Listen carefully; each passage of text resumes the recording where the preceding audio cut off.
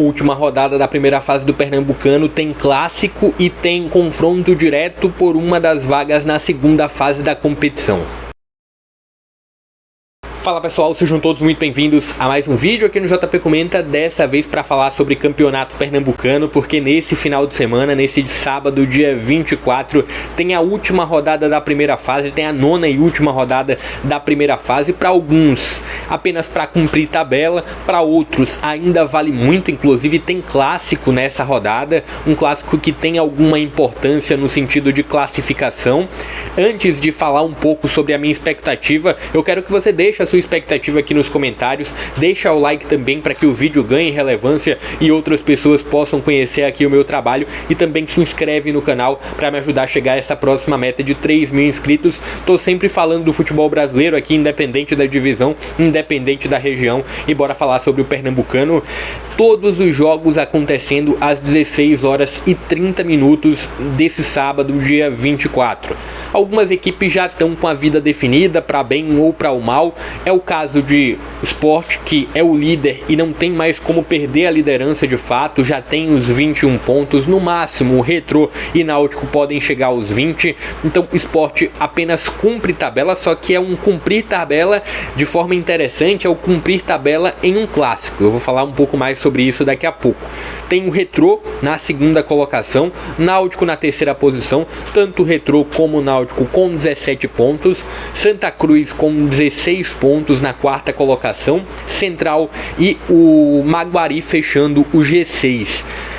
Seguindo na tabela, Afogados ainda com chance de classificação, e o Afogados tem um confronto direto contra o Maguari, também vou dar destaque a isso daqui a pouco. Petrolina, apesar de ter os mesmos 7 pontos do Afogados, Petrolina apenas cumpre tabela nessa última rodada. E os já rebaixados, Porto e Flamengo de Arco Verde. O Flamengo foi o que conseguiu herdar ali a vaga do Salgueiro de uma última hora, terminou pegando a vaga na elite do Pernambucano no colo ali de surpresa, fez uma campanha ruim, montou o grupo de última hora, de fato vai jogar a divisão de elite, a divisão de acesso do Pernambucano.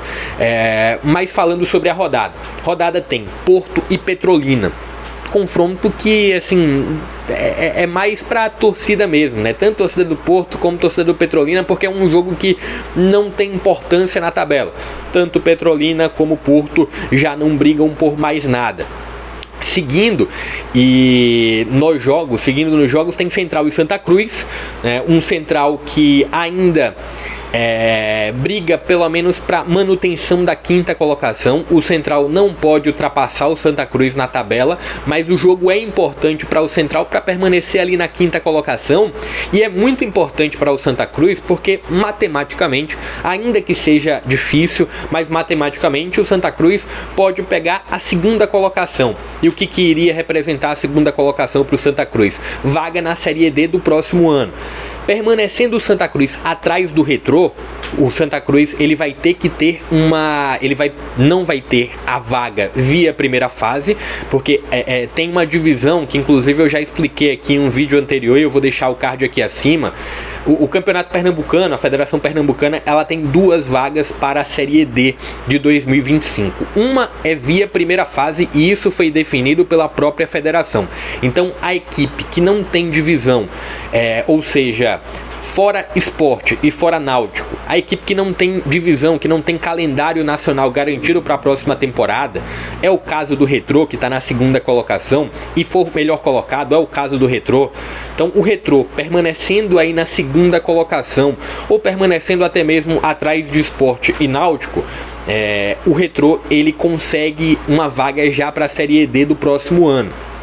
E aí a segunda vaga é quem chega mais longe a partir da segunda fase semifinal. Ou seja, é importante para o Santa Cruz buscar o resultado nesse jogo, até porque o Santa Cruz ele pode pegar ali a terceira colocação ou até mesmo a segunda. Eu acho difícil o Santa Cruz pegar a segunda vaga, a segunda colocação, ou ficar à frente do Retrô, porque o Retrô joga contra o Flamengo de Arco Verde, o Flamengo que já está rebaixado, o Flamengo que não demonstrou mostrou força alguma nessa primeira fase do Pernambucano. A tendência é um Retrô vencendo, é um Retrô conquistando os 3 pontos e permanecendo na segunda colocação do Pernambucano. E a primeira e a segunda colocação do Pernambucano, ela é importante no sentido de tanto a primeira e a segunda colocadas, as equipes, elas vão estar já esperando na fase semifinal. Do terceiro ao sexto vai jogar uma segunda fase, aí sim para chegar à semifinal. Terceiro joga contra o sexto, o quarto joga contra o quinto. Então há uma esperança para o Santa Cruz maior, na minha opinião, de pegar a terceira colocação, porque o Náutico ele joga contra o Sport. O Náutico tem um confronto um pouco mais complicado contra o Sport nos aflitos. É um jogo dentro de casa para o Náutico, mas ainda assim é um clássico que deixa tudo um pouco mais imprevisível. É contra um Sport que já vai jogar talvez com um pouco de um pé no freio, talvez, ou não, por ser clássico, mas é um Sport que já não tem mais tanta obrigação nesse confronto, pelo menos em relação a Pernambucano, em relação a campeonato. Tem obrigação em relação ao clássico à parte.